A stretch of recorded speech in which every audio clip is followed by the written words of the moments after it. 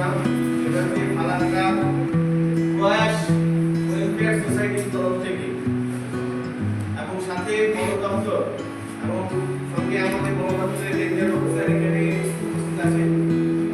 এবার ওনাদের যে প্রচেষ্টা সেটা হচ্ছে বন্য পশু প্রাণী যা আছে তাদের আমরা গতিবিধি কিভাবে সহজে চিহ্নিত করতে পারবো এবং তাদের আচরণবিধি কিভাবে আমরা জানতে পারবো, বুঝতে পারবো, কোনটা ভয়ানক কোনটা কম ভয়ানক, এই সমস্ত কিছু নিয়ে মানে বনের যে বিভিন্ন পশু প্রাণী আছে সেই পশু প্রাণীগুলো অ্যাক্টিভিটি করে তোমাদের আজকের একটা সচেতনতামূলক শিবির এখানে আয়োজন করা হয়েছে।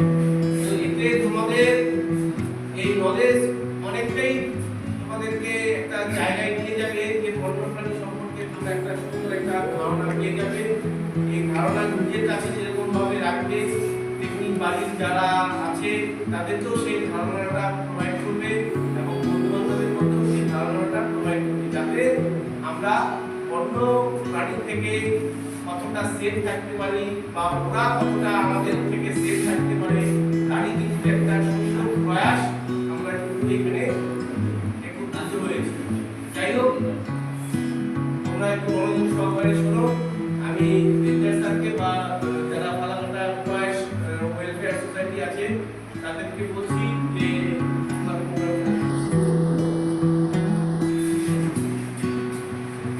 নমস্কার সবাইকে। প্রথমে আমি যথেষ্টর এই হাই স্কুলের প্রধান শিক্ষক এবং অন্যান্য শিক্ষক শিক্ষিকারা যারা রয়েছে সবাইকে আন্তরিকভাবে ধন্যবাদ জানাচ্ছি। ওনারা অনুমতি দিয়েছে বলেই আজকে আমরা এখানে এই আলোচনা সভাতে একসাথে হতে পেরেছি। আমি সুব্রত ধর, ফালাকাটা প্রয়াস ওয়েলফেয়ার সোসাইটির সদস্য এবং আমাদের এই সংস্থার পরিবেশ এবং বন্যপ্রাণ যেই শিবিরটা রয়েছে সেটা আমি দায়িত্বে রয়েছি। এখানে উপস্থিত রয়েছে মাদারিহাট রেঞ্জের রেঞ্জার, রয়েছে অন্যান্য বনকর্মীরা, রয়েছেন আমাদের প্রয়াসের সদস্যরা। তো আমি বেশি কিছু আর বলে সময় নষ্ট করছি না। আজকে আমরা এখানে যে বিষয়টি নিয়ে এক হয়েছি সেই বিষয়টি আলোচনা যেটা হবে সেটা হচ্ছে মানুষ এবং বন্যপ্রাণীর যে সমস্যাটা রয়েছে সেটা নিয়ে কিছু আলোচনা করব। সেখানে আমি প্রথমেই শুরুতে আমি কিছু মানুষ এবং হাতির সংঘাত নিয়ে কিছু আলোচনা করব। আমরা দেখতে পারি যে হাতি বন জঙ্গল থেকে বেরিয়ে আসে আমাদের লোকালয়ে চলে আসছে। আসলে কি হচ্ছে, অনেকের ফসল নষ্ট হচ্ছে, কারোর বাড়ি হাতি দল থেকে ছুটে গেলে কারোর বাড়ি ভেঙে দিতেছে। এই অ্যাক্সিডেন্টলি একটা ঘটনা ঘটে যাচ্ছে, তাতে ক্ষতিকারক হচ্ছে মানুষের। সেখানে মানুষেরও যেরকম একদিক থেকে ক্ষতি হচ্ছে সেরকম আমাদের বন্যপ্রাণী হাতিরও একদিক থেকে ক্ষতি হচ্ছে। আমাদের এই ডুয়ার্স, আমরা ডুয়ার্স বলতেই বুঝি বন জঙ্গল, তারপর হচ্ছে চা বাগান, তারপরে এই ডুয়ার্সের বনজঙ্গল। আমরা যেই এলাকাটায় বাস করি এটা আশপাশে অনেক ফরেস্ট রয়েছে, ফরেস্ট জলদাপাড়া রয়েছে, আরো অন্যান্য ফরেস্ট রয়েছে। এই ফরেস্ট সংলগ্ন এরিয়াতে আমরা যে জায়গায় বসবাস করি সেটা হচ্ছে একটি এলিফ্যান্ট করিডোর। হাতিরা এই জায়গা দিয়ে চলাফেরা করে। আমরা একটা জিনিস জানি যে হাতি একবার যে বংশকরণ করে তারা যেই রাস্তা দিয়ে চলাফেরা করে তাদের পূর্বপুরুষদের দেখানো পথ অনুযায়ী তারা বারবার সেই রাস্তা দিয়ে যাতায়াত করে। ফলে তারা আমাদের লোকালয়ে চলে আসছে। যেহেতু আমি বললাম এটা আমাদের এরিয়াটার একটা এলিফ্যান্ট করিডোর, তারা আমাদের লোকালয়ে চলে আসছে। আশেপাশে যে গ্রামাঞ্চলগুলো আছে সেই গ্রামাঞ্চলের ফসল নষ্ট হয়ে যাচ্ছে, ফরেস্ট লাগোয়া যে এলাকাগুলো, কারণ বাড়িঘর ভেঙে ফেলছে, এরকম কিছু কিছু আমাদের ঘটনা ঘটছে। তো এটা স্বাভাবিক, কিন্তু এটাকে আমাদের প্রতিরোধ করতে হবে, কিছু উপায় রয়েছে।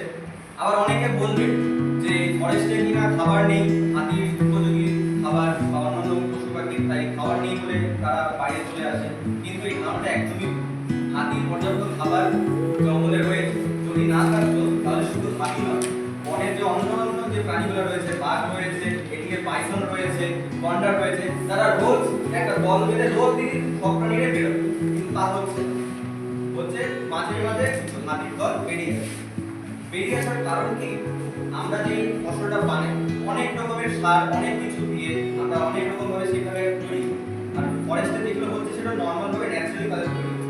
ফলে আমাদের যে তৈরি করা জিনিসগুলো একটু ফরেস্টের খাবারের জন্য একটু বেশি সুস্বাদু হচ্ছে, সেই কারণে তারা খাবার ফসল নষ্ট করছে, আবার তারা নিজেও খেয়ে।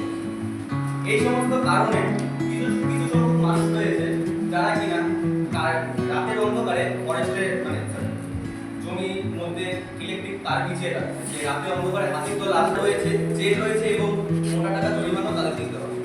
তোমরা ইয়াং জেনারেশন নতুন, তোমরা যদি এই বিষয়গুলোকে এখন থেকে বুঝতে পারো তাহলে তোমরা পরবর্তীতে সাধারণ মানুষকে, আমাদের মতো বড়জনরা যারা রয়েছে তারা অবুঝ, তারা যদি বুঝতো তারা কখনই আমাদের এই লোকালয়ে খুব একটা সময় চলে আসতো।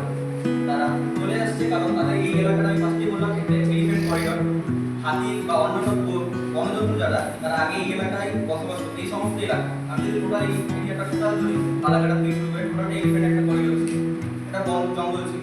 সেখানে আমরা মানুষরা, সেখানে আমরা নিজেদের বাড়িঘর বানিয়ে আমরা নিজেরা রয়েছি। তো এই ইলেকট্রিক শক দিয়ে বা অন্যান্য কোনো কারণে হাতিকে আঘাত বা ইলেকট্রিক শক দিয়ে মারা যাবে না। এই হাতির যে এই সমস্যাগুলো হচ্ছে, এগুলোর থেকে আমরা যদি কিছু কিছু ছোট ছোট নিয়ম মেনে চলি তাহলে আমরা এই সমস্যার সম্মুখীন কিছুটা হলেও হতে পারি।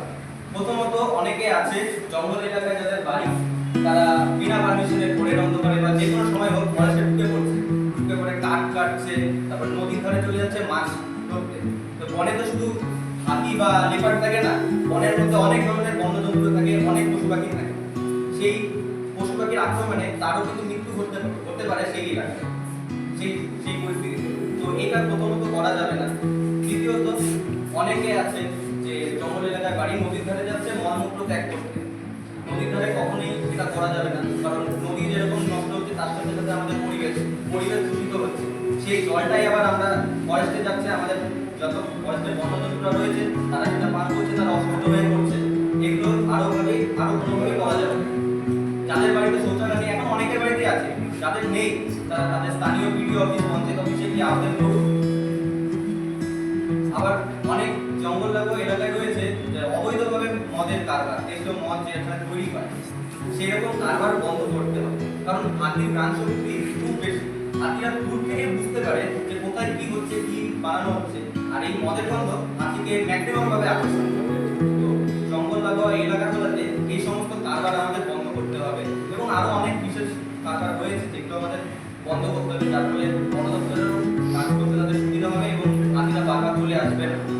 অনেক সময় আমাদের লোকালয়ে হাতি চলে আসে, যদি আমি দেখি এই স্কুল মাঠের মধ্যে একটা হাতি চলে আসছে, আমরা বেশিরভাগ মানুষ কি করবো, চারপাশ দিয়ে তাকে ঘিরে ধরবো।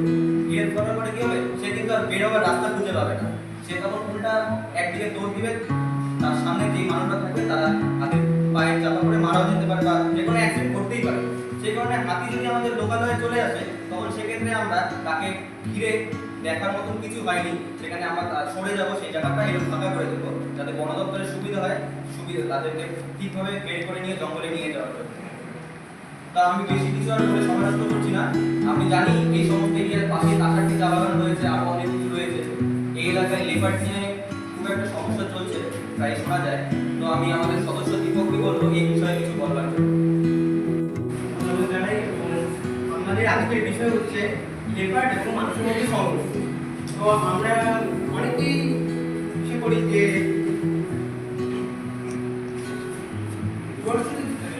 চা বাগানের সাথে যুক্ত নয়, আমাদের তো আমরা কি করি, লেপার্ড অনেক সময় আমাদের জনবসতিতে চলে আসে। তো অনেক সময় আমাদের বাড়িতে যে পশু পাখি আছে, যেরকম গরু, ছাগল, ভেড়া, আমরা তাদের পালন করি। তো বাঘ সেটা লেপার্ড সেটা খেতে আসে। তো সেই ক্ষেত্রে আমরা কি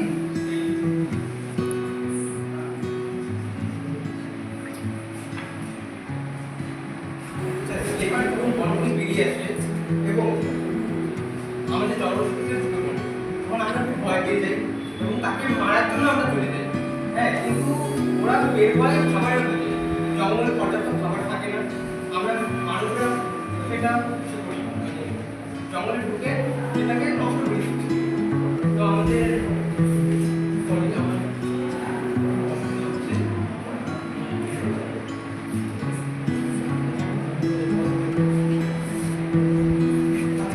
আমার প্রশ্ন, আমাদের লেপার্ডকে আমরা মেরে ফেলবো, এটাকে আমাদের প্রশ্ন তোমাদের কাছে, লেপার্ড আগে যে আমাদের জনবসতি চলে আসে তাহলে আমরা কি তাকে মেরে ফেলবো? একদমই না। তাহলে আমাদের লক্ষ্য হচ্ছে মানুষের জীবন রক্ষা করা এবং অনেক জন্তুদের জীবন রক্ষা করা। তো এখানে আমাদের কয়েকটি বিষয় বুঝতে হবে।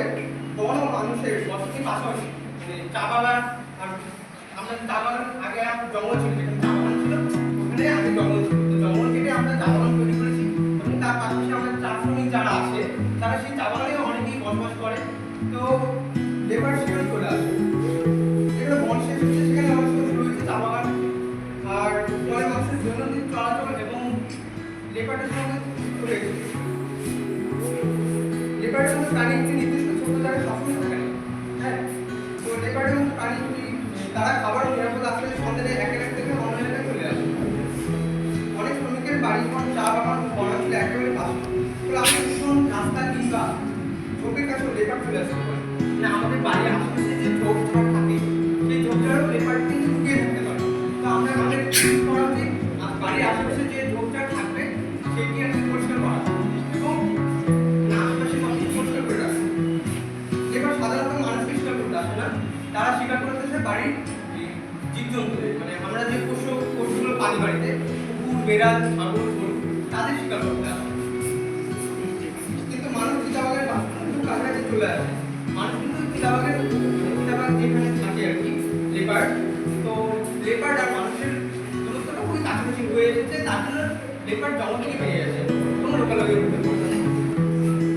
তো মানুষ কিভাবে নিরাপদে থাকবে, যেমন রাতে একটা নির্জন ঝোপঝাড়ে আমরা একা একা যাবো না, সঙ্গে কাউকে নিয়ে যাবো বা টর্চ থাকে আমাদের বাড়িতে, বড় বড় টর্চ থাকে বাগান এলাকায়, তো টর্চ নিয়ে যাবো।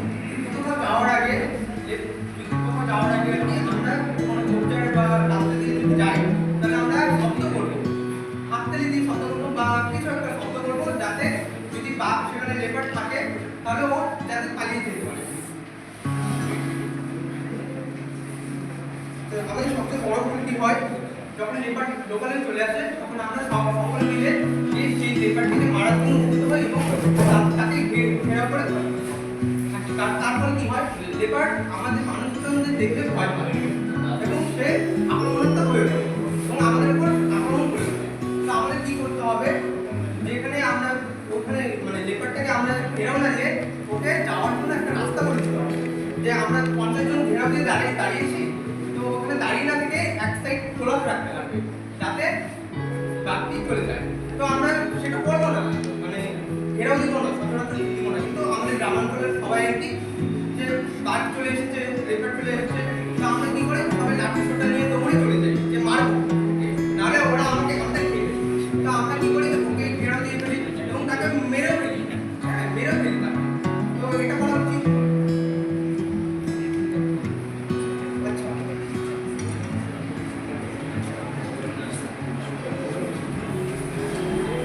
আবার অনেক সময় আমরা কি করি, সোশ্যাল মিডিয়ায় ছবি দেওয়ার জন্য বা ভিডিও দেওয়ার জন্য আমরা ফোন নিয়ে দৌড়ে চলে যাই আর কি। যে আমরা ছবি তুলবো, সেলফি তুলবো, তুলে সোশ্যাল মিডিয়াতে দিব যাতে ভিউজ আসে। হ্যাঁ, এটা করা উচিত নয়, কারণ আমাদের যে ফোন আছে ওটা ওতে তার লেপার যে আছে ওনার ওতে খুব সমস্যা হয়, ওরা আরো আক্রান্ত হয়ে পারে। তা আমরা যাবো না।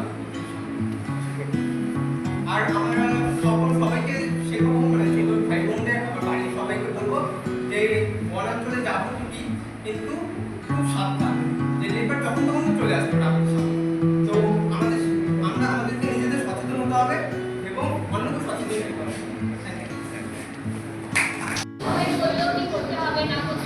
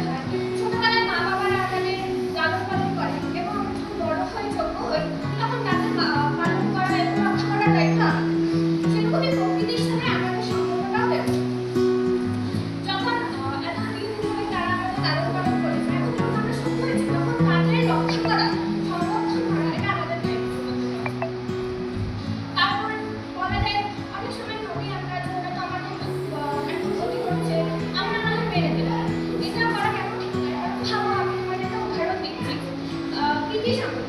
তখন তারা আমাদের ভারতে এসে আমাদের উপর যত দুর্ব্যবহার করেছে, ওই কথাগুলো ভাবলে আমাদের কোনো গা জ্বলে ওঠে না?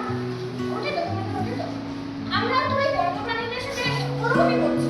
এই পৃথিবীটা প্রথমে অনেকটাই আমাদের কোনো ফার্স্ট কিছু। আমরা তাদের ফরেস্টে, তাদের লোকালয়ে সেখানে বসবাস করছি। তারা এখন যদি বেশি উৎপাদ করে, তাহলে সম্পূর্ণ দোষটা তো তাদের দেওয়া যায় না, তাই না? যেমন ধরো হাতি, গন্ডার, লেবার, অনেক বসবাস করে। তারা তো লোকালয়ে বসতির সাথে অভ্যস্ত নয়। হঠাৎ করে কোনোদিন ভুল করে ঢুকে এলো, তারপর কিছু করে ফেললো, তার জন্য তখন আমাকে তাদের মারতে হবে, অত্যাচার করতে হবে, এরকম কথা নয়। বলা হয় মানুষ নাকি প্রাণীগুলো সর্বশ্রেষ্ঠ। কেন? কারণ আমরা রেশনাল, আমরা চিন্তা করতে পারি, ঠিক আছে? আমরা ভেবে চিন্তে সবকিছু ডিসাইড করতে পারি। এখন আমরা যদি ওদের কাছে এক্সপেকটেশন রাখি না, ওরা ভেবে চিন্তে ব্যবহার করবে আমাদের সাথে, ওরা না করলে আমরা ওদের রক্ষণ করবো, তাহলে বনের পশু পাখি আর সভ্য মানব জগতের মানুষের সাথে কি তফাৎ? তাহলে তো বনের পাখি আমরা সেমই হলাম, আমরা কি করে তাদের থেকে শ্রেষ্ঠ হলাম? সেই হিসাবে আমাদেরকে তোমাদের কাছে একটা সময় থেকে বাইরে নিয়ে বলবে, যারা বন্ধ এলাকায় সবাই বোঝানোর চেষ্টা করবে, যারা যাতে ঠান্ডা মাথায় এরকম কোনো পরিস্থিতি এলো যেখানে আমাদের তাদের সম্মুখীন হতে হচ্ছে। আমাদের মনে রাখতে হবে, এটা বন্যপ্রাণী কোনো মানুষ নয়, মানুষ এবং বন্য। তো ওরা এরকম কোনো পরিস্থিতি এলে মনে ভয় পেয়ে যাতে আমরা কোনো পদক্ষেপ না নিই এবং ভেবে চিন্তে আমাদের স্যার এখানে অনেক হেল্পলাইন আছে, নানা রকমের কীভাবে কী করতে হয় সব বলে দেবে। ওরা তোমাকে সব জানিয়ে দেবে কীভাবে করতে হয়। ওরা একটু তার মাথা ঠান্ডা রেখে, একটু মাথায় রেখে যখন এরকম পরিস্থিতি আসবে তাদের সাথে ডিল করার চেষ্টা করবে। আমি মানে কথা বলার আগে আমি একটু তোমাদের কাছে জানতে চাচ্ছি, মানে কোন এলাকা থেকে বা কোন ক্লাসে তোমরা পড়ো? সবাই সবাই 11 স্টুডেন্ট। মোটামুটি কোন কোন জায়গা থেকে আমরা আছি বাড়ি? আলিগঞ্জ। আর আলিগঞ্জ ছাড়া আর কোথায় আছে?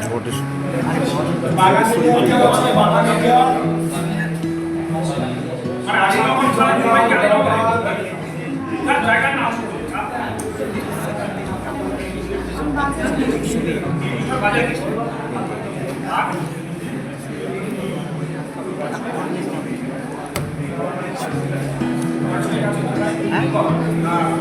রাজধানীর বাড়ি জঙ্গল দাঁড়িয়ে বল না, দাঁড়িয়ে বল না, দাঁড়িয়ে বল। আরে কোনো না জাস্ট জায়গা চলে যাচ্ছে বাড়িতে কথা বলে হলে ফরেস্ট লাগবো,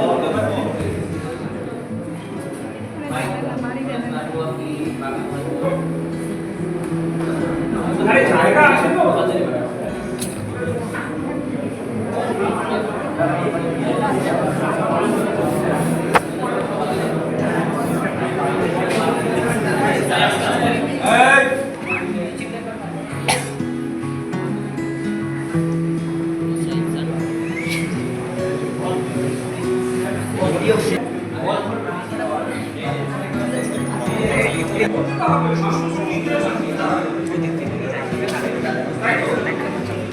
আমি যখন দেখছিলাম তখন যদি আমি কথা না বলতে তাহলে আমি মানুষের সাথে কথা বলতে পারবো না।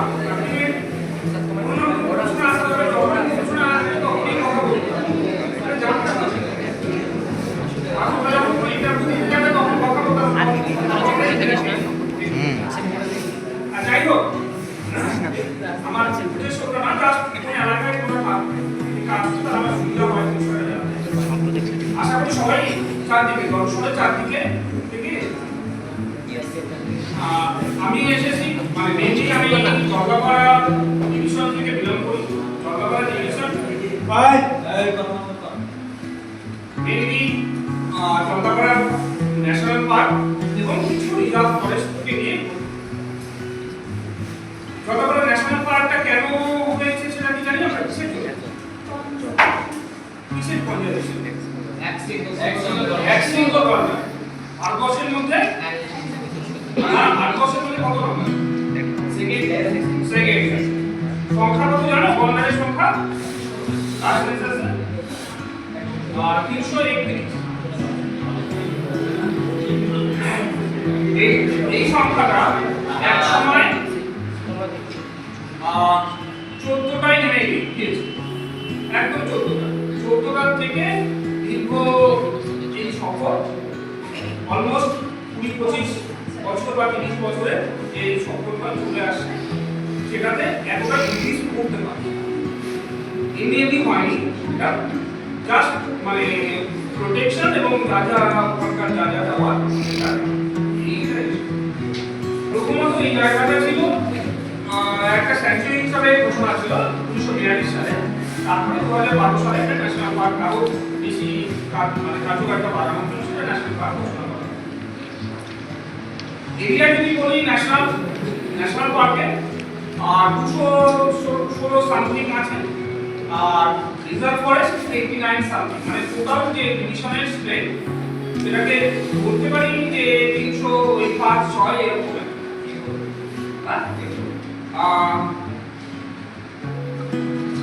না স্কোয়ার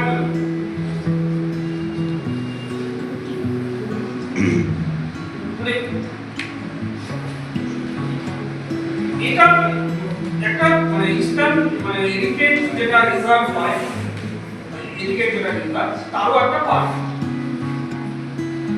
এখন যদি আমি এখানকার ফরেস্টের জিনিস বলি, মেইনলি শাল forest, semi evergreen forest, evergreen forest বা রিভারিয়ান কিছুটা পার্ট আছে, গ্রাসল্যান্ড আছে, কিছুটা ন্যাচারাল, কিছুটা প্ল্যান্টেড। কারণ এখানে হিউজ পরিমাণ হার্বিভোর আছে। মেইনলি আমরা একটা বললাম যেটা জন্য সংরক্ষণ করা হয়, যেটা অ্যাক্সেসিবল ওয়াটার, যেটাকে এখানে প্রোটেকশন দেওয়া হয় সবচেয়ে বেশি। তাছাড়াও এখানে সব সময় যদি আমি বলি অন অ্যান অ্যাভারেজ, যদিও মাইগ্রেটরি এলিমেন্ট 150 থেকে 200 যদি জলদাপাড়ার এরিয়া বলি, সবসময় একটা মুভমেন্ট করে। আমি বলবো না যে এই হাতিটা আজকে এখানে জলদাপাড়ায় আছে যেন কাউকে কোথাও যাবে না, এটা বলতে পারি না। হ্যাঁ, দু একটা হাতি যেটা মানে ওই জঙ্গলটাকে ব্যবহার করে সেটা ওনার দুই একটা হতে পারে, কিন্তু এটা কিন্তু মাইগ্রেটরি এলিমেন্ট। আলটিমেট সেটা আপার আসাম থেকে আমাদের মহানন্দা বা মহানন্দা পার করেও নেপাল পর্যন্ত চলে যায়, এই বেলটা থেকে যাতায়াত করে। রাইনো এটা নয়, রাইনো কিন্তু এখানকারই পপুলেশন, সেটা আলাদা করে যেটা গরুমারায় আছে, গরুমারায় আছে, এখানকার রাইনো গরুমারায় আছে।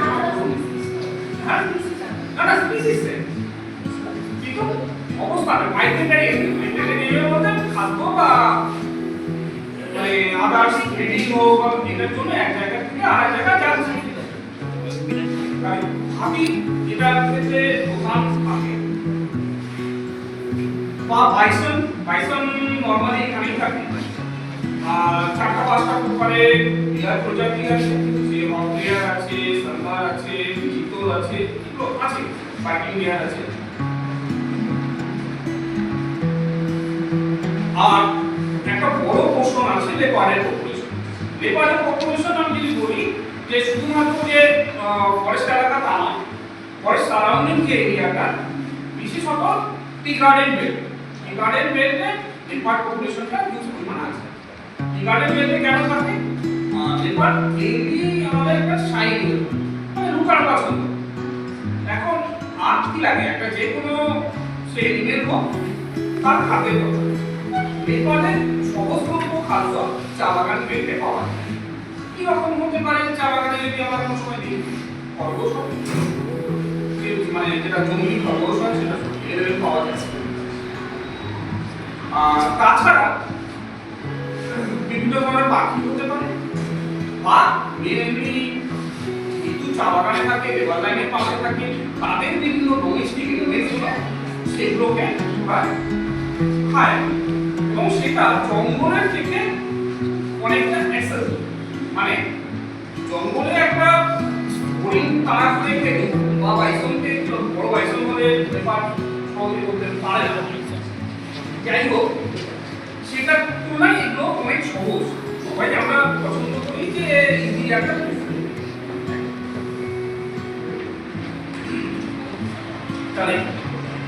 তার জন্য এবার মানে আর একটা কি লুকানোর জায়গা পেয়ে চা বাগানে বিভিন্ন ধরনের নালা হয়, প্রচুর নালা থাকে এবং সেখানে কিন্তু জঙ্গল বলতে চা বা এমনি ঘাস জঙ্গল থাকে, ঘাসের এরিয়া থাকে, সেখানে ওরা নিজেদের বাচ্চা কাচ্চা দিতে পারে এবং নিজেদের দুঃখা। মানে আমি এখানে বসে আছি, যদি এইখানে একটা লেবার থাকে আমি দেখতে বুঝতে পারবো না, মানে একবারে তেল কাজ হয়ে যাবে।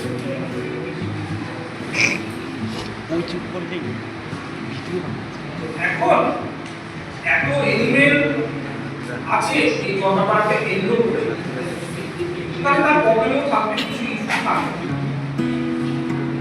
মেনলি ইস্যু যেটা, এক যদি এনিমেলের ক্ষেত্রে বলি, রাইনো বা পাইথনে খুব একটা যে প্রবলেম তা না, যেটা মানুষের সঙ্গে সংঘাত। মেনলি মাইক্রোসের সঙ্গে সংঘাত করছে একটা হলো লেপার্ড। লেপার্ডটা লেপার্ড চিতা হবে আলাদা তো আলাদা কি ডিফারেন্স কি আছে? গায়ে গায়ে চাকা লেপার্ডের গায়ে চাগুলো বড় হয়, চিতা চাগুলো ছোট হয়। কি মাপতে যাবে দেখে বোঝা যায়।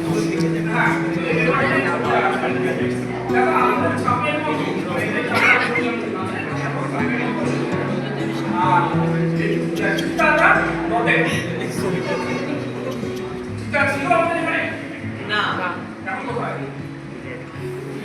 আছে এখন আরে জানি অনেক এটা নিয়ে কথা হবে।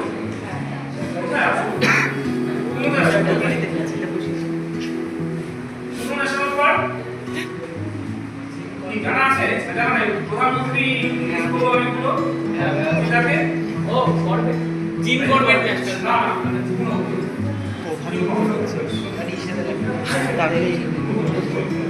তাহলে কোনো এই কনফ্লিক্ট যদি আমি বলি মানুষের সঙ্গে সংঘাত, একটা লেপার্ডের আছে আর একটা আছে হাতি।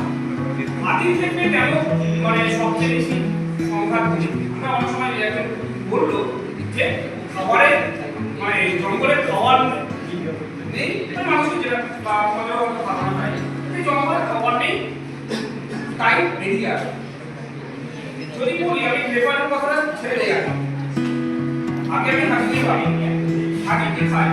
ঘাস খাবে, পাতা খাবে, গাছের ডাল বা ছাল এটা খাবে। পাইথন কি খায়? সে কি ঘাস খাবে, আর রাইনো তাই।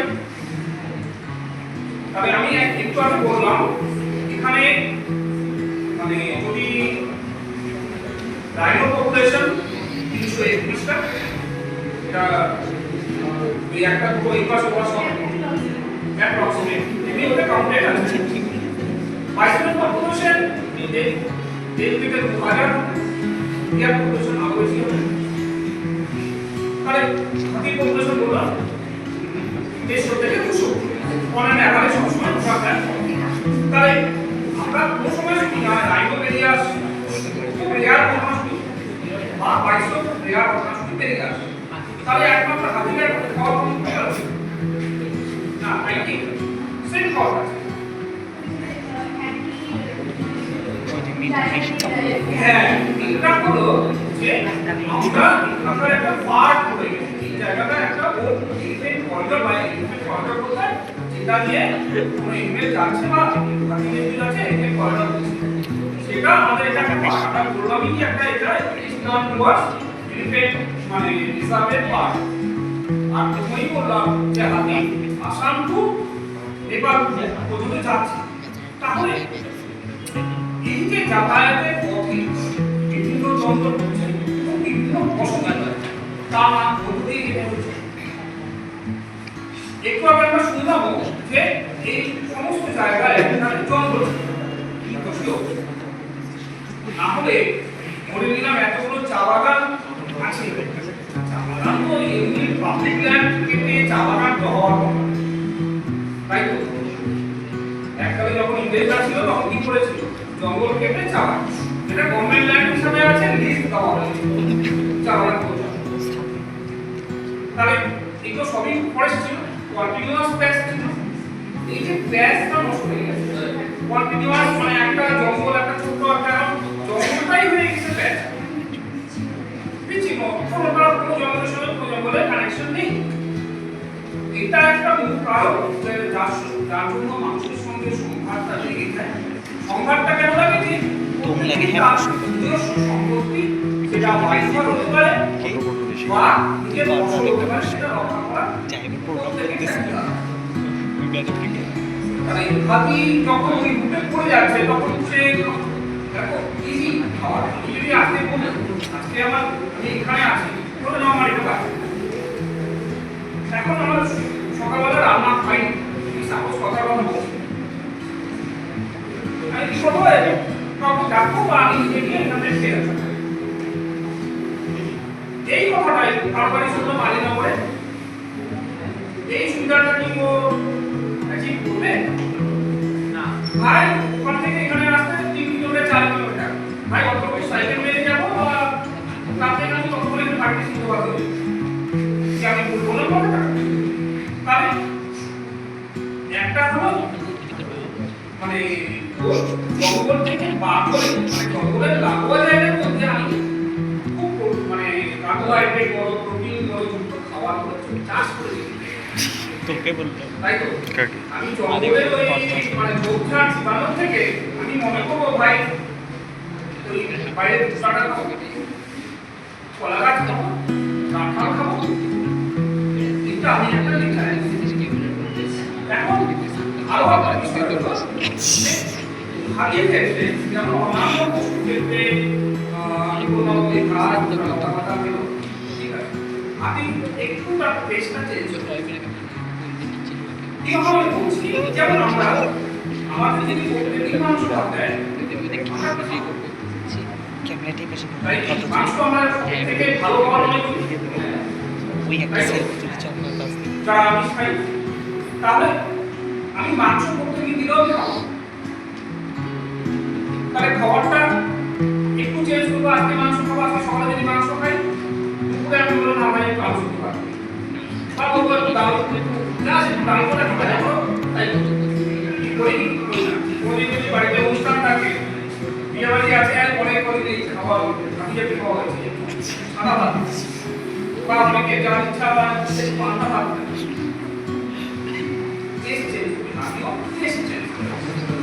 কারণ প্রতিদিন আমি কন্টিনিউয়াস কলা গাছ দিলেই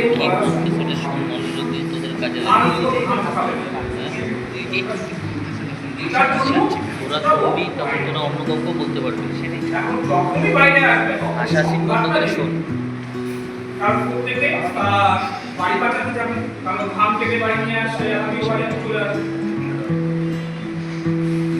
বা সেটা ভুট্টা হতে পারে, বাড়ির পাশে কাঁঠাল রেখে দিয়েছি আমি, কাঁঠালে অনেক গন্ধ আছে, হাতি থেকে একদম গন্ধ, মানে ওর পোড়ার ক্ষমতা অনেক বেশি দেখাচ্ছে, আমরা জানি কি কতটা বুঝতে পারি, তুমি কতটা বলতে পারি জানা আছে না, মানে কি বল 17-18 কিলোমিটার আমি দেখো তা এক জায়গা থেকে আরেক জায়গা মানে চেনার ক্ষমতা না দেখে অনেক কিছু না কোনো সময় আমি একটা সিম্পল উদাহরণ দিচ্ছি তোমাদের এখানকারই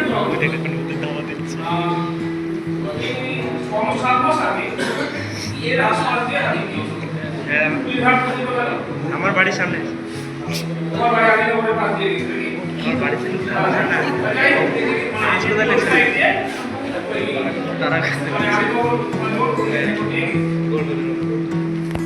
আপনি যখন ব্যাট করো স্ট্রেট করতে ব্যাট তাহলে ও তো জায়গা ছেড়া কথা অন্য জায়গা দিয়ে আসা কথা সেম যেখান থেকে বেরিয়ে আসে সেখানেই চলে যাবে অন্য জায়গা তাই না?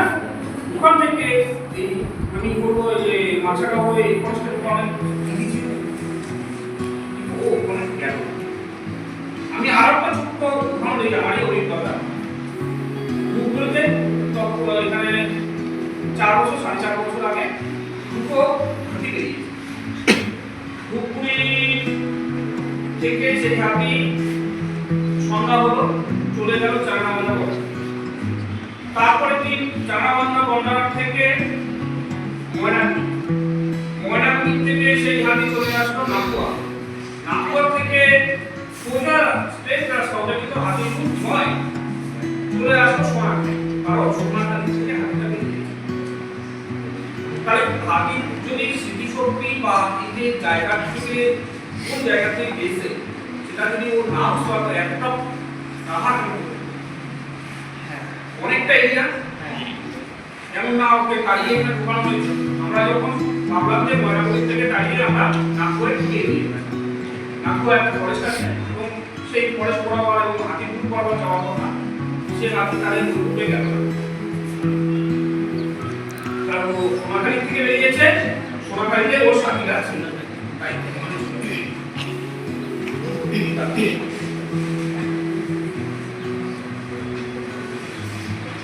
এই মানে যেটা বলার ছিল আমার যে যখন আমি আমাদের খেলাটা ঢুকে পড়ছি বা এই সংবাদের সংমিশ্রণ করি, তার জন্য কিছু পাবলিকের তরফ থেকে অনেক ধরনের অ্যাক্টিভিটি হয়।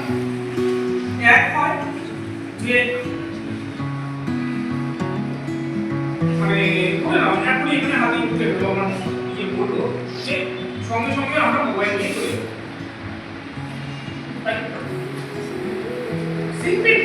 একটা সেলফি তোলা বা ভিডিওটা তুলে কোনো রিপোর্টারকে দেওয়া বা ফেসবুকে পোস্ট।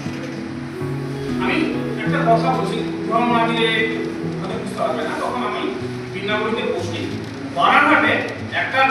বানাহাট টাউনে হাতি উঠে গেছে, ঠিক আছে, অলরেডি একটা লোককে মেরে দিয়েছে। আমরা যখন সেখানে পৌঁছাই, মানে যেমন কোনো একটা মেলা করে যেমন ভিড় হয়, সেই আমাদের পাবলিক খেলা নিয়ে ওই হাতির পিছনে দৌড়াচ্ছে অলরেডি একটা লোক মেরে দিয়েছে, দুই তিনজন দুজন, তারপরেও কারো সব দিচ্ছে না যে মোবাইল নিয়ে দৌড়াচ্ছে। আমরা মানে জটেশ্বরে বলতে পারি, জটেশ্বর এলাকায় বলতে পারি বছরে একবার হাতি আসতে পারে বা সাইড সাইড চলে যায়, এটা আমাদের বাৎসরিক ঘটনা। আর বারাহাট টাউনের আশপাশে ডেইলি হাতি মুভমেন্ট, ওরা যেদিকে যাতায়াত করবে সেদিকে হাতি। তাহলে শহরের ভেতরে হাতি উঠে গেছে, নিশ্চয়ই ওর পিছনে দোকান মানে প্রত্যেককে ডেইলি হাতি যায়, কম বেশি মাসে দুবার ভালো করে দেখে আসবে। তাহলে এই পরিস্থিতি হয়ে গেছে। আরো একটা উদাহরণ দিচ্ছি, সেটা হলো বলদিবাড়ি কেস। একটা ছেলে ট্রাম অবস্থায় বলদিবাড়ি বাগান, ওর বাগানের পাশে হাতি আসছে, তখন বিকাল ওখানে আসে মুভমেন্ট হয়। ওই ছেলেটা তার গার্লফ্রেন্ডকে ভিডিও কলে জাস্ট সেলফির মতো করে ও এবং কয়েকজন মিলে হাতির পিছনে দৌড়াচ্ছে। হাতি অনেক পরিমাণ তাড়া করেছে, বাকি সাথী সঙ্গ যারা ছিল সবাই চলে আসছে, ট্রান্স অবস্থায় ছিল, ও একদম জঙ্গলের কাছ পর্যন্ত চলে গেছে, লাশ অব্দি হাতির তাড়ায় তার একদম ওর মোবাইলে সবকিছু যে সেলফি তুলছে, কারোর সঙ্গে কথা বলছে, পরিষ্কার।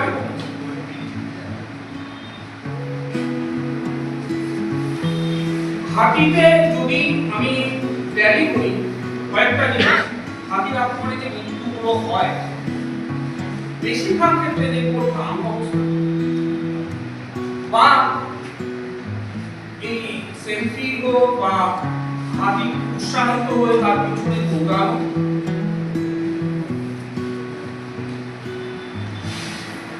বা বলতে পারবো যে কোনো ওখানে মোবাইল নিয়ে বসে মোবাইল দেখা বন্ধ করে, এগুলো সবচেয়ে বেশি বিপজ্জনক। আমরা খুব একটা শুনবো না কারো বাড়ির ভেতরে হাতি ঢুকে তাকে মেরে খুবই রেয়ার।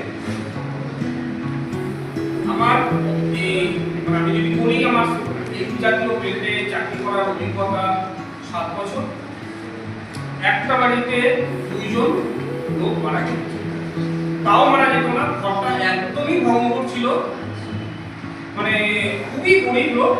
যে ওই পাটকাঠি যে বেড়াগুলো হয় সেটা দেওয়া ছিল, এবং সেটা অনেক পুরনো, মানে ও বাইরে থেকে সবকিছু দেখা যায়, ভেতর থেকে সবকিছু দেখা যায়।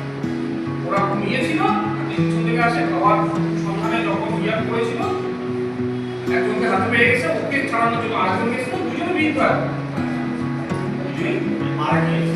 ওটাই আমার একমাত্র আমার এলাকায় দেখা।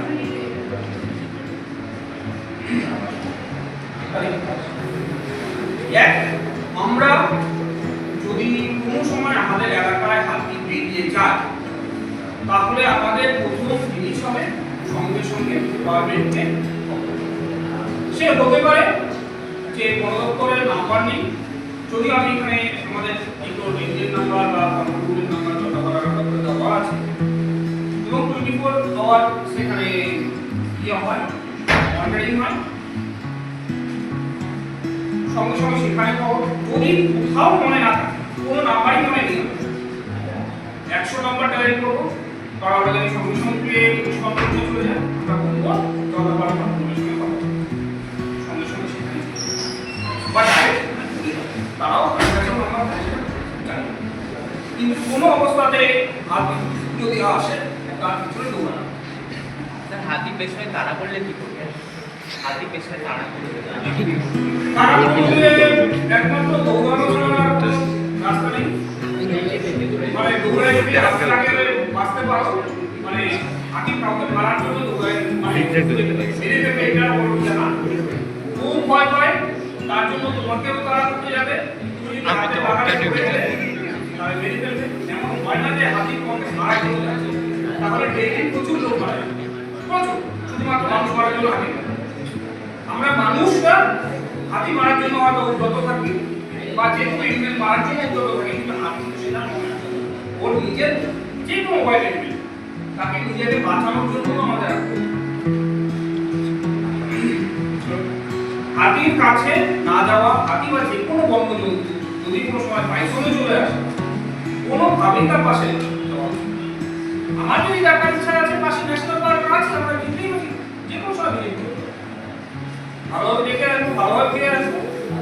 যে কোনো মানে পার্ক আছে সেখানে যেতে পারি, যেমন আমি জঙ্গল সাফারি আছে, বা পাশে কোনো ন্যাশনাল পার্ক আছে। 2 নম্বর এই সেলফি জিনিসটাকে বর্জন করতে হবে। মানে ওটা মানে এমন নয় যে ভাই ওই আমার ছবি তুলবো, ফেসবুকে পোস্ট করবো, তার মানে আমি মানে কয়েক কোটি টাকার মালিক হয়ে যাবো, এটা বুঝে যাবো। তো আমার ছবিটা পোস্ট করবো, অনেক ভালো ভিউ হবে, সেটা একটা বিষয়। 2 নম্বর কথা, যে কারণে সবচেয়ে বেশি হাতি কারো বাড়ির পাশে থাকে, সেটা হলো হাড়িয়া চাষ, মানে চাষি করবো।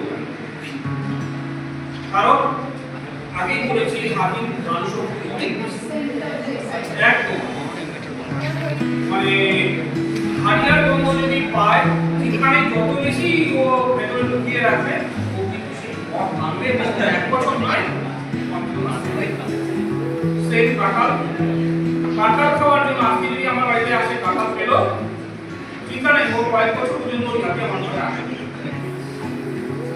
এটা জঙ্গল না হওয়া জায়গায় একটু পছন্দ করা হয়। 2 নম্বর, বদ্ধ অবস্থায় আমাদের নিজস্ব যারা থাকবে বা বাইরে যারাই থাকবে, তাদেরকে মানে এই বদ্ধ অবস্থায় বাইরে ঘোরাঘুরি করাটা বিশেষ করে সন্ধ্যার সময় পছন্দ করা। যদি আমার নিজস্ব কেউ হয়, কেমন করে হোক হাতে পায়ে ধরে করা থাকে, বাইরের লোকগুলো আমাদের এটা যদি একবার করাতে পারি, অনেক দুর্ঘটনায় পড়ে, অনেক। যদি কোথাও হাতি চলে আসে, তাকে তার যাত্রার পথে বাধা না হয়, গাড়ির সামনেটাকে ছেড়ে দেবে। কারণ ও কিছুক্ষণ করে পথ ভুল করে আসছে বা ঘরের সন্ধানে আসছে, ও কিছু চলে যাবে। কিন্তু ওই 2 ঘন্টার মজা নিতে গিয়ে আমার ছেলেটাকে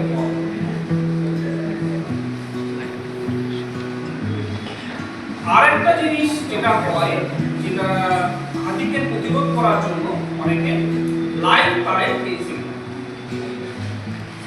সেটাকে বর্জন কেন বলছি? লাইভ কারেন্ট যদি দেই আমরা, হাতি বা মানুষ জীবনে ডেথ হতে পারে বা অন্য কোনো প্রাণীরও মানুষের ডেথ কেস হলে 10 বা যাবজ্জীবন জেল, হোকটা সে চোর হোক বা যেই হোক, যাবজ্জীবন পাঠান। বা আমাকে মারতে আসছে ওই মানুষটা, সেও যদি ওই তাদের জঙ্গলে পড়ে মারা যায়, তাকে মানে আমাকেই শাস্তি ভোগ করতে হবে, আমি মেরেছি মানে আমাকেই শাস্তি ভোগ করতে হবে। সেরকম হাতি যদি মারা যায় 3 থেকে 7 বছর পর্যন্ত সাজা কনফার্ম এবং সঙ্গে জরিমানা।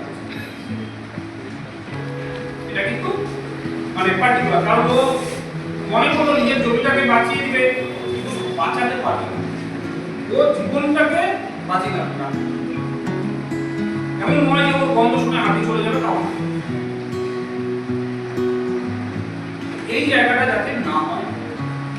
2 নম্বর জিনিস হলো শুধুমাত্র হাতি নয়, যে কোনো বন্যপ্রাণী শিকার যাতে কেউ না করে সেটা দেখা, বা এই যে আমি যদি এই পেটটাকে রিকোয়ার্স লেখা, এটা কিন্তু একটা মানে কি ওয়াইল্ড লাইফ ট্রাফিকিং এর একটা প্রুফ, যেটা নর্থ ইস্ট থেকে একদম ভারতের বিভিন্ন জায়গা পর্যন্ত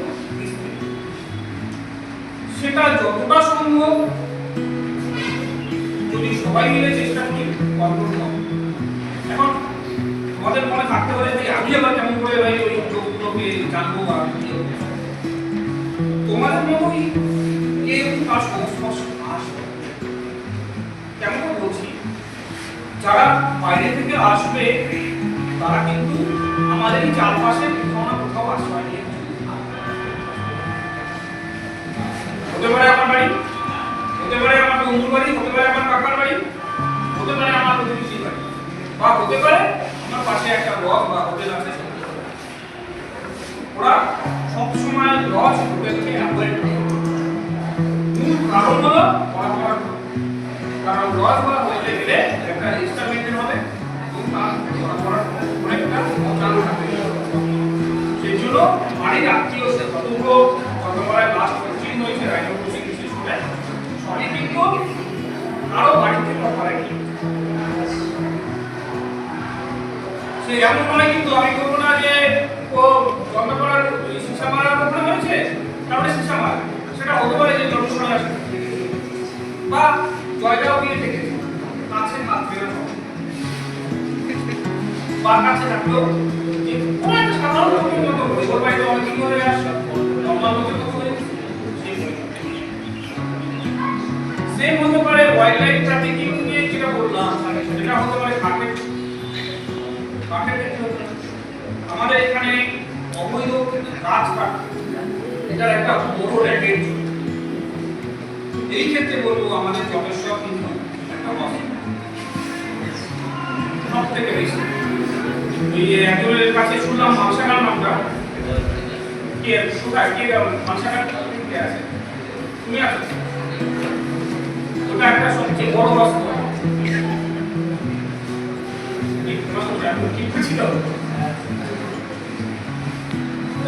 এই জায়গাগুলো যদি আমরা প্রত্যেকে বাধা দেই, হতে পারে সেটা ডাইরেক্ট বা ইনডাইরেক্ট হতে পারে। আমার ভয় আছে, সবাই সবার ক্ষেত্রে আছে, যে কোনো ইনফরমেশন আমরা শেয়ার করতে পারি,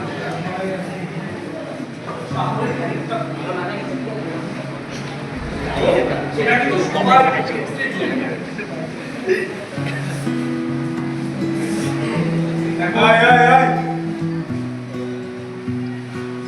আরেকটা বিষয় যেটা মানে প্রথমে কিছুটা আলোচনা করে আমি ছেড়ে দিলাম, সেটা হলো মানে কিছুটা হাতির ক্ষেত্রে বললাম।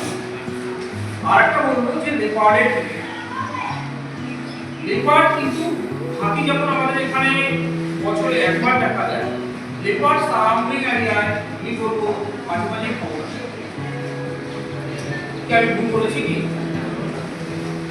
এইগুলা পড়াই মানে কি করবো বা এই পাশে ওদের এই ভেতরে যে জঙ্গল লাগোয়া বা চাপাবাগান লাগোয়া 3-4 কিলোমিটারের দিকে বা 5 কিলোমিটারের একটা হয় পেপার আমি বললাম যে এগুলো চা বাগানেই থাকে, চা বাগান থেকে আমি 1000টা লেবার নিয়ে যাবো, আবার চা বাগানে সেম সংখ্যক পেপার চলে আসবে। কারণ পেপারের পাইপ সাপ কেমন জানি না কোনটা, এটা ওইটা বিড়ালের পাইপ সাপ লিখেছি, নখের সাপ লিখি পাইপ মধ্যে হ্যাঁ ওই পাতা দেয় নখ দেখি না যেগুলো ক্যারেক্টারি নেচারই হলো নখটাকে ঢুকায় রাখা, কারণ ওরা নখটাকে কি করে অস্ত্র হিসাবে ব্যবহার করে, তাই তো? তাই ওদের যখন শিকার পারপাসে করবে তখনই শুধুমাত্র নখটা বা কাছাকাছি ওরা করবে। অনেক সময় আমাদের যে কনফিউশন আসে যে দেখো আছে আমাদের পাশে নামে পেপার বেরিয়েছে বা পাওয়ার ইরাকে অন্য কোনো ইঞ্জিনিয়ারকে দেখেছি পেপার বলে চালিয়ে দিচ্ছি, তারা বলবে ওই পাশে দিয়ে আমার পাশে দিয়ে একটা হয়তো কুকুর চলে গেছে আর শেয়ার চলে গেছে, আমি এই অনেকগুলো পাইপ সাপ পেপার প্রথমেই দেখবে বিড়ালের এটাও নখ থাকবে না, কিন্তু এক সহজে পেপার করার জিনিসই হলো সাইজ। পেপারটা অনেকটা বড়, এটা হলো প্রথম, বাকি তো অনেক ক্যারেক্টার আছে সেটা পরে সেটাকে আইডেন্টিফাই যদি করা যায় তাহলে সঙ্গে সঙ্গে বলা হবে, তারপর যদি না চিনতে হয় তাও যেটা বললাম যে টি গার্ডেন যেহেতু পেপারটা থাকে, টি গার্ডেনের চারপাশে মানুষের জমি আছে, তাহলে জমিতে আবার কেমন করে পেপার আস যখন এখন আমাদের মানে সবই তো লেবার তো লুকানোর মতো যথেষ্ট, তাই না? তাহলে প্রবলেমটা কখন শুরু হয়? এখন লেবার আসবে আমার বাড়ির পাশ থেকে একটা ছাগল তুলে নিয়ে যাবে বা একটা কুকুর নিয়ে যাবে, আমি বুঝতেই পারবো। কিন্তু যখন এই ধানটা কাটা হবে তখন কাটা, তখন আমার বাড়ির পিছনে যে ওই বাস ক্ষেতটা আছে সেটা আছে বা একটা ছোট্ট জঙ্গল আছে সেটা আছে, সেখানে লেবার। আর যে কোনো ওয়াইল্ড অ্যানিমেল দেখা মানেই হলো আমরা মানে আগে বলতে একদম এটা কোনো ব্যতিক্রম। সেদিন আমাকে একখানে খবর দেওয়া হয়েছিল যে ওখানে লেবার, আমি যাওয়ার পরে মিনিমাম 100 থেকে 150 লোক ওই জঙ্গলের মধ্যে, ছোট ছোট বাচ্চা ওখানে ঘিরে ধরে আছে। তাহলে ওখানে যদি লেবারটা থেকেও থাকে মানে ওকে মারলো ও তো 8-9 জনকে তো মানে হসপিটাল অন্তত পৌঁছাবে, তাই তো? তাহলে সেই জায়গাটা না করাটা বেটার। হ্যাঁ, লেবার যেটা হয়, লেবার সবসময় না ও মানে ওর নিচের থেকে যে কম হাইট থাকে তাদেরকে শিকার করে। আমরা যখন বসে আছি বা আমরা যদি টয়লেট করে বসি বা আমরা ঘাস কাটছি বা অন্য যে কোনো বসে কাজ করছি বা ছোট ছোট বাচ্চা হেঁটে যাচ্ছে, সব থেকে বেশি। তাছাড়া নর্মালি আমরা 3-4 জন মিলে একটা লাঠি হাতে নিয়ে কোনো লেপারপ্রোন এলাকার পাশ দিয়ে যখন একটা আওয়াজ করতে করতে যাবো, কিন্তু আগেই বলেছিলাম যে কোনো ওয়াইল্ড অ্যানিমেল নিজেকে সেভ করার জন্য কাজ করে। লেপারকে যদি আমি ওই রকম করে ঘিরে রাখি, মাঝখানে লেপার, ও কি আমাকে পূজা করবে? কাউকে মেরে পাবে, সেটাই হয়।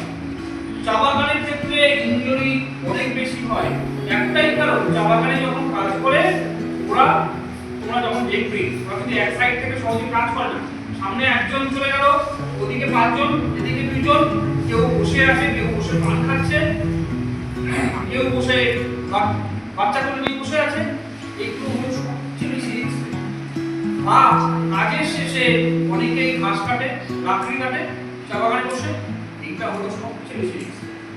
সেই জায়গাটা করা যেত। 2-3 বছর আগে মালবাজারের আশেপাশের এলাকায় প্রত্যেক দিন কোনো না কোনো বাগান থেকে ইনজুরি লেপারের আক্রমণে হচ্ছিলই, কন্টিনিউ প্রত্যেক দিন। ওখানে একটা কাজ করা হলো যে সবার হাতে বাঁশি কনফার্ম করা, সামান্য একটা হুইসেল। ওটা যখন প্র্যাকটিসটা আরম্ভ করা হলো তারপরে থেকে ওখানে অলমোস্ট মিল হয়ে গেল, অলমোস্ট মিল। তাহলে এটা আমাদের এনশিওর করতে হবে যে কোনো জঙ্গল, কারণ আমরা হতে পারে আইনগরে থাকি বা আমরা হতে পারে জটেশ্বরে থাকি, হতে পারে দোলাবাড়ে থাকি, যেখানেই থাকি না কেন ওখানে লেপার আসতেই পারে। কোনো জঙ্গল পরিষ্কার করা বা কোনো জঙ্গলে ঢোকা, এক সাইড থেকে ঢোকা, আওয়াজ করে এটাকে বলা, এটা কিন্তু করতে গেলে এখানটাও সেম জিনিস। কারণ লেপার ঢুকি থাকে, কারণ লাস্ট ইয়ার আমার যেটা খবর এসেছে বাগানবাড়ি একটা এই জায়গাতে কোনো একটা পাড়াটা সেখানেও লেপার দেখা গিয়েছে অনেক দিন, বিশেষ করে মুজনাইয়ের সাইড বরাবর অনেক সময় লেপার চলে আসে। আর বললাম তো যে চা বাগান থেকে যখন লেপারটা বেরিয়ে আসে আস্তে আস্তে যখন ফসল আছে ও তো চলে যাচ্ছে, ভাই আমার তো কোনো জায়গা আছে অনেক জঙ্গল, তো আমার বাড়ি তো বসে এবং এক তো বললাম কাজের ক্ষেত্রে এই সাবধানতা অবলম্বন করো। 2 নাম্বার, বাড়ির আশপাশের জঙ্গলটা পরিষ্কার। কেন? আমি আগেই বললাম লেবার নিজেকে উপায় রাখতে পছন্দ করে, যে আমি বললাম যে এখানে যদি উপায় থাকা বুঝতে পারবো না, আমি এই জায়গাটা আওয়াজটা নিই। ও যদি ওখানে থাকে, যদি এক সাইড থেকে কাজ করি, আওয়াজ করে কাজ করি, ঘুরে চলে। তাহলে আমি যদি আমার চারপাশটা পরিষ্কার রাখি, ওকে ঢুকানোর জায়গা না দেই, ওকে আমার বাড়ির পাশে আসবে বলতে পারে। যদি লেপার্ডের প্রবলেম আমার বাড়ির পাশে থাকে, যেগুলো গৃহপালিত পশু, যেমন আমরা বাড়িতে গরু পুষি, মুরগি পুষি, হাঁস পুষি, ফাঁকা জায়গায় রাখি, একটা কাঁচের ভিতরে রাখি। কেন? ভাম্বিরা আসে, হ্যাঁ হ্যাঁ, বা যেটা বলদারি করি আমরা, তাই তো করি, বা জঙ্গল ক্যাটও বলতে পারি, সেটা তার থেকে বাঁচার জন্য আমরা করি। লেপার্ড সেম জিনিস আমাদের বাড়িতে যদি শুয়োর থাকে, ছাগল থাকে, সেটাকেও আমরা বদ্ধ খাঁচায় রাখি। তাহলে ও খাবার পাবে না, আসবে। স্ট্রিট ডগ লেপার্ডের সবচেয়ে বেশি প্রিয় খাবার। যদি কোনো জায়গায় কন্টিনিউয়াস দেখা যায় যে কুকুর হারিয়ে যাচ্ছে, কন্টিনিউয়াস, তার মানে আমাদের একটা মাথায় নিতেই হবে 100% লেপার্ড খাবার। বড় কুকুরকে শেয়াল কিন্তু ধরে না, ছোট কুকুরের বাচ্চাকে ধরে নিয়ে যায় শেয়াল, এটা আমরা জানি, তাই তো? কিন্তু লেপার্ড কিন্তু বড় কুকুরকেও ধরবে, ছোট কুকুরকে ধরবে, সবাই। এই জায়গাটা 2 নাম্বার, যেমন ওই হাতের ক্ষেত্রে মোবাইল বললাম, এই ক্ষেত্রে মাস্ট অনেকেই দেখবো আমরা চা বাগান, বিশেষ করে চা বাগানের আশেপাশে বা চা বাগানের মধ্যেও যখন যাবো না দিকে দেখবো ওই চা বাগানের ওই যেটা ইউটিউবের মতো থাকে, আমার নিচের দেখা তাও তো বলবো যে আর্মি ক্যান্টনমেন্ট, নামে আর্মি ক্যান্টনমেন্ট, আমরা নিজের দেখা একজন বসে ওখানে মোবাইল দেখতেছিল, আর্মি তার যে ইয়ে আছে পিছন দিকে আসে, পরে তার ডেথ হয়। আমরা কি কিছুদিন আগে শুনেছিলাম যে লেপার্ডের আক্রমণে কাঁসাটি ও দলগাঁও পিপারাতে বাচ্চা মারা গিয়েছে? শোনা কি কারণে হয়েছিল? নিজের জটেশ্বরে একটা মহিলা মারা গেছে। হ্যাঁ হ্যাঁ, বয়স কেমন করে মারা গিয়েছিল? জটেশ্বরের কেমন হারে কামড় মারা গিয়েছিল আমি জানি কি? হারে কামড় দিয়েছে, মারা কেন মারা কেন মারা গিয়েছিল সেই ভদ্রমহিলা ওই সন্ধ্যাবেলা টয়লেট তার আগেই ওই যে লেপার্ড বা যে কোনো জঙ্গি মানে বিশেষ করে হাতি বা লেপার্ড এরা কিন্তু সন্ধ্যার সময় এবং আর্লি মর্নিং এ বিশেষ করে লেপার্ড তো সবসময় এটা হাতি সন্ধ্যাবেলা থেকে মুভমেন্ট শুরু করে সারা রাতি মুভমেন্ট করে কিন্তু লেপার্ড কিন্তু বেশি অ্যাক্টিভ থাকে সন্ধ্যা রাত সন্ধ্যা এবং আর্লি এই সময়টা ওরা শিকারকে বেশি পছন্দ করে।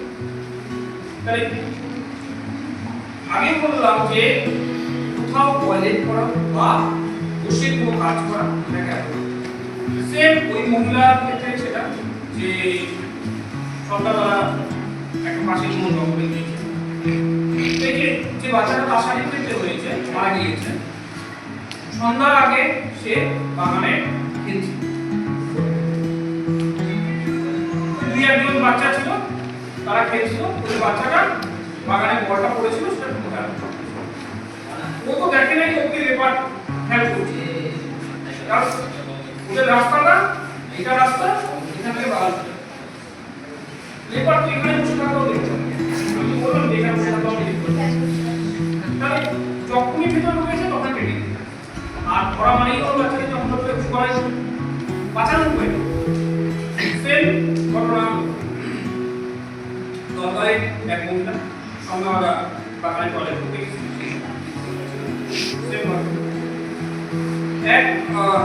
আর একটা হয়েছিল ওই দ্বীপার চালায় সেটাও ওই বাচ্চা মেয়েটার বছরের মেয়ে তার বাড়ি থেকে সন্ধ্যাবেলা রাত সময় বেরিয়েছে বা কোনো কারণে বেরিয়েছে পিছনে একটা জঙ্গল আছে তার ওই দ্বীপার চোখ দিকে যায় তার দিকে পিছনে একটা এবার লাইনের পিছনে একটা জঙ্গল আছে কারণে চলতে হবে সেখানে গিয়েছিল এবং সেখানে অনেক কথা করে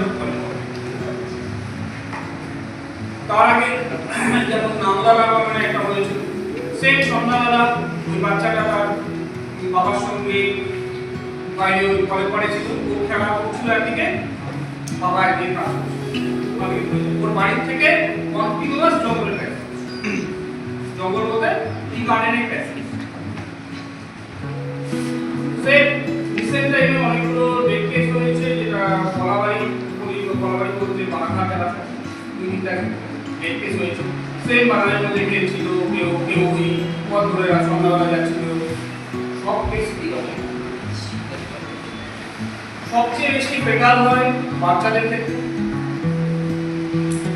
কারণ ওদের দ্রুত প্রতিরোধ করার কোনো ব্যবস্থা নেই আর যদি বসে কাজ করে তাহলে বললাম কিছু জায়গা আছে কারণ আমি তো এখানে বসে আছি আর দুটো ওইরকমই আছে জাস্ট করা দরকার করা একবার মধ্যে আর আমার কোনো উপায় বরঞ্চ যদি আমি হেঁটে যাই তাও বা আচর দিতে কোনো একটা জায়গা খুলে যাবে সেটাও আলাদা বিষয় বেঁচে যাবো কিন্তু হ্যাঁ বসে থাকা মানে সবচেয়ে বেশি রিস্ক এই জাতীয় জিনিসগুলো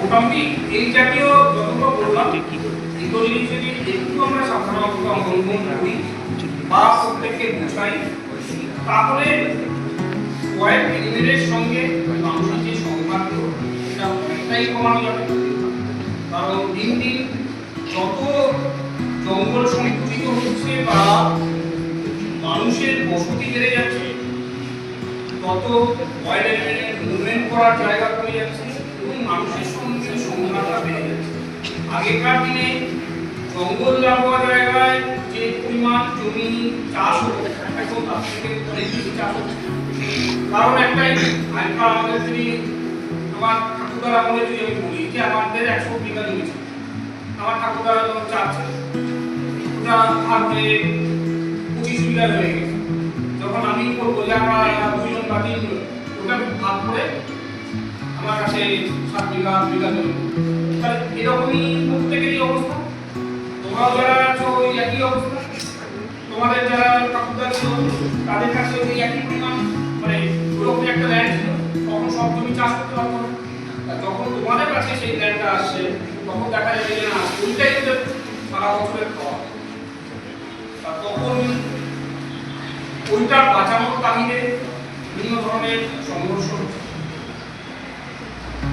এটাকে সমাচার মাঝখানে কথা বলছি, বাগান এরিয়াগুলোতে এখন দেখা যাচ্ছে কৃষিকাজটা অনেকাংশে জঙ্গল লাগোয়া মানুষেরা যারা আছেন তারা কিন্তু কৃষিকাজটা করছেন না, কিছুটা জায়গা ছেড়ে দিয়ে আবার কৃষিকাজ শুরু হচ্ছে। ওরা আবার এই এলাকা থেকে এসে আক্রমণ করছে, যার ফলে এই যে রেঞ্জটা অনেকটা বেড়ে যাচ্ছে। এটার প্রতিরোধ করার উপায় হতে পারে যারা জঙ্গল লাগোয়া এরিয়া বাস করছে তারা কৃষি ফসল করছে এবং হাতির উৎপাদন অন্যান্য বন্যপ্রাণীর উৎপাদন নষ্ট হয়ে যাচ্ছে, সেক্ষেত্রে যদি তাদের ক্ষতিপূরণের ব্যবস্থাটা ঠিকঠাক করা যায় তাহলে হয়তো তারা ভরসা পাবে, ফসলটা করবে। এবং হাতির এরিয়াটা কিন্তু অনেকটা মনে হয় কমে যাবে, আমার এটা মনে হচ্ছে। তাছাড়া বানরের উৎপাদন, এখানে বানরের অত্যাচারে মানে ওখানকার কৃষকরা কৃষি ফসলই চাষ করতে পারছে না, এতটাই বেড়ে গেছে। এখন এক নম্বর হলো জঙ্গল লাগোয়া জায়গায় আপনাকে অর্গানিক কিছু চাষের কথা ভাবতে হবে, যেটা বানর, বন্য শুকর বা হাতি থেকে বাঁচাতে হবে। যেমন অনেক ফসলই আছে যেটা কিন্তু অনেকটা ঠিক আছে।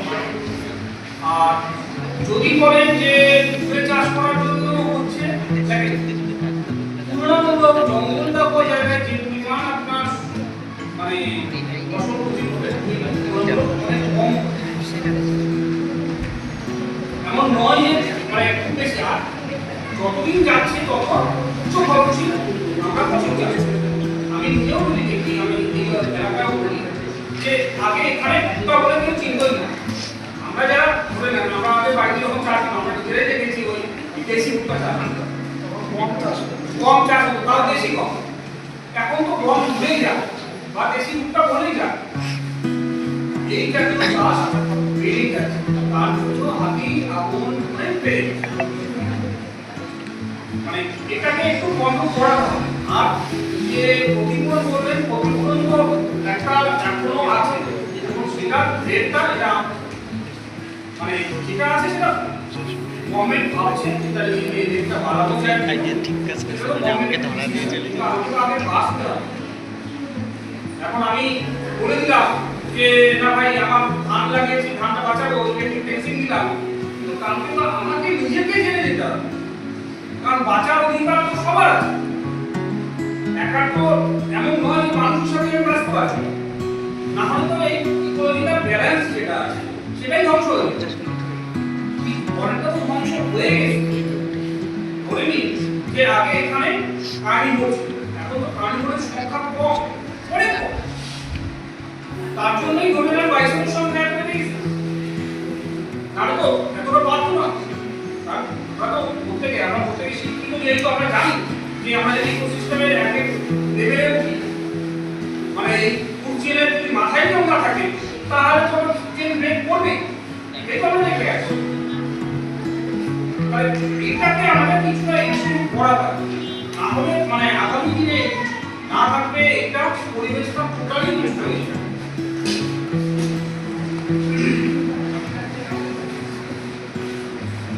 আর কারো কোনো বিষয়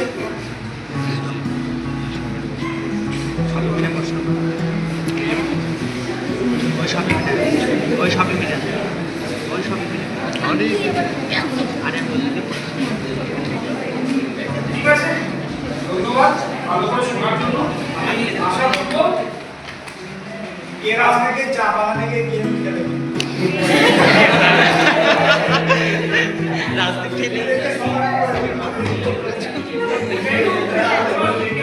বাগানের ভেতরে গিয়েছে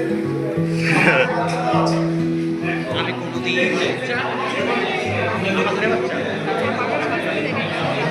আমাদের বাচ্চা আজকে বলে না সেফ ড্রাইভ সেফ লাইফ নিয়ে এত প্রচার এত কিছু। আমি যদি মানে ছোট একটা বাইক নিয়ে বলি, আমি যদি নিজে বসাই আমি কোনো সময় কিনবো না হাই, মানে যেটা কোনো হাই স্পিড ভেহিকেল আমি কিনবো বড় হয় একটা সোয়েটার কিনি বা একটা টুপি কিনি বা ইত্যাদি কিনি। এবং আমার রেসটা কোনো সময় 40 থেকে 50 ডিসি হবে, তাও ভাই করি না। কিন্তু আমরা যখন যাই মানে জাস্ট কানে আওয়াজটা শুনতে পারি যে 5 মিনিট মতো চলে যাবে, আমার সব ভয় লাগে। মানে আমি যদি 4 চাকাও চালাই সত্যিকার আমার ভয় লাগে। হঠাৎ করে 5 মিনিট চলে গেল, কি হলো এদিকে করতে করতে দেখি মানে বড় বয়সে মানে আমার নিজের দেখা এত প্যাকেটিং জিনিস আছে মানে সত্যিকারের চোখে জল আসে। এক বড় বাবার একমাত্র সন্তান, মানে ছোট মতো বড় লোক না, খুবই কয়েক টাকার মালিক। আগে দিন জোর করে বাইক দিল, পরের দিন স্পট দিল, পরের দিন স্পট আমার কোর্স ম্যাথ আর কোর্স কোনো ধরার নেই এই জায়গাটা। যদি আমরা চেষ্টা করি, সবাই মিলে চেষ্টা করি, জিনিসগুলো আস্তে আস্তে উন্নতি হবে, না হলে দিন দিন অগ্রগতির দিকে যাবে, যা প্রত্যেক ক্ষেত্রেই আমাদের আজকে যে আমরা পরিবেশ এতটা ধ্বংস হয়ে গেছে, তার জন্য আমরা দেখে প্রতিদিন দেখতে পারি যে দিন দিন আমাদের টেম্পারেচার লেভেল অনেক হাই। আমি টেম্পারেচারের কথাই বাকি তো আছে, আমরা যদি রক্ষা না করতে পারি কেউ পাবে না। এখন যা আছে সেটাকে আমাদের রক্ষা করতে হবে। আমাদের যেটা সবচেয়ে প্রবলেম, আমি একটা ছোট্ট একটা উদাহরণ দিচ্ছি যে আমরা যদি জঙ্গলে কাউকে ধরি, বললাম যে গাছ কাটতে গিয়ে আছে, প্রথম কথা হবে আমার বাড়িতে যখন হাতি যায় তখন তো আপনি আসেন না, এখানে আমি পুরো বাড়ি থেকে বানান বানাবো না, পুরো দপ্তর বানাবো না, বলে জঙ্গলে ধরা যায়। যখন তার বাড়িতে গেলাম, দপ্তর নিয়ে তার বাড়িতে ঢুকে আছে, ঠিকই জঙ্গলে যখন যায় তখন তো কেউ জানে না বাড়িতে আসছেন এখানে। আমার বাড়িতে হাতি আসে তখন তো আসবে না, বললো তখন জঙ্গলে ধরল, যখন কাঠটা কাটতেছে তখন ধরবো, এই যখন আনতেছে তখন দেখেনি, যখন জিনিসটা বানানোর সময় দেখবো তখন দেখলেন না আমরা নিজের বাড়ির জন্য কি একটা জিনিসও বানাতে পারি না। এই হলো ধাপে ধাপে ল্যাঙ্গুয়েজটা চেঞ্জ ছিল। অর্থাৎ আলটিমেট সবই হলো ধ্বংসের। যারা জঙ্গল রক্ষা জায়গায় আছে তাদের মানে লাকড়ি কাটার জিনিস হলো গাছের গোড়া, তাও বড় বড় গাছগুলো যেটা গরুরা ফাটিয়ে গাছ ফাটিয়ে লাকড়ি করেছে। এই যারা আমরা এই যথেষ্ট সাইডে আছে, আমাদের লাকড়ি হয় ফরেস্টের কাছাকাছি কিছু লোকের কাছ থেকে আসবে, না হলে আমাদের বাড়ির পাশে যে দুটো গাছ আছে ওই দুটো গাছের ডাল দিয়েই চলে।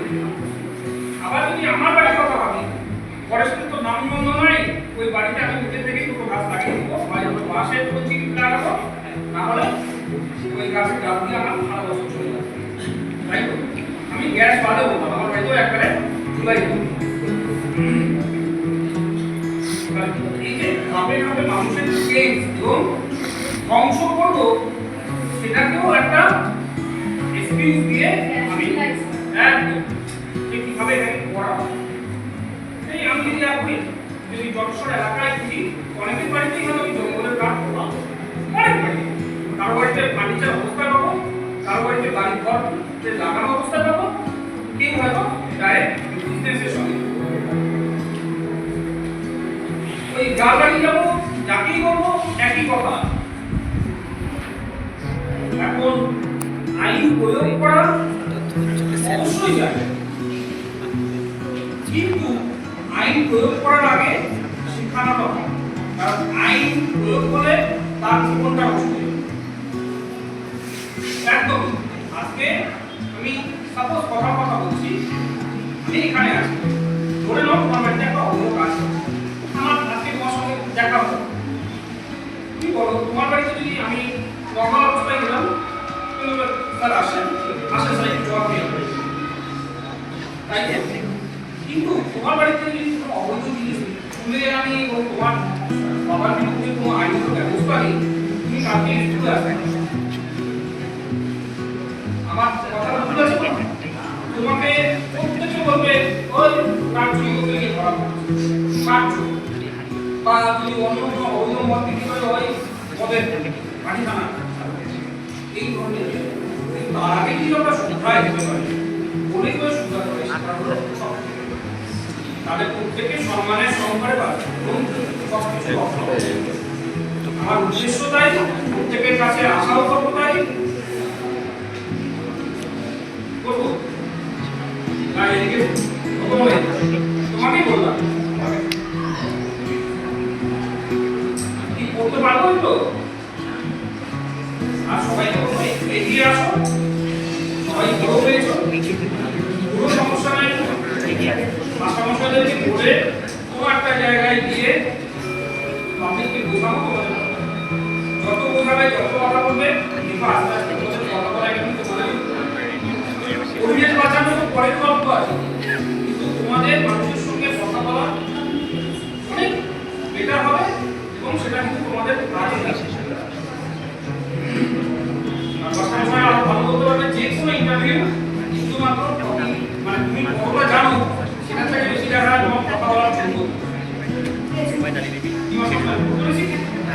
কারণ তুমি যখন রিটেন এক্সাম দিয়ে চলে আসছো তখন কিন্তু তোমার কোয়ালিফিকেশন কি আছে কি জানো সেটা জানো, তুমি কতটা স্ট্যান্ডার্ড ভাবে বলতে পারছো সেটাই কিন্তু। যেমন ইউপিএসসি লেভেলে যদি কোনো ইন্টারভিউ দিয়ে থাকো ইউটিউবে দেখতে পারবে, ওরা কি ওটাকেই ঠিক আছে। ধন্যবাদ।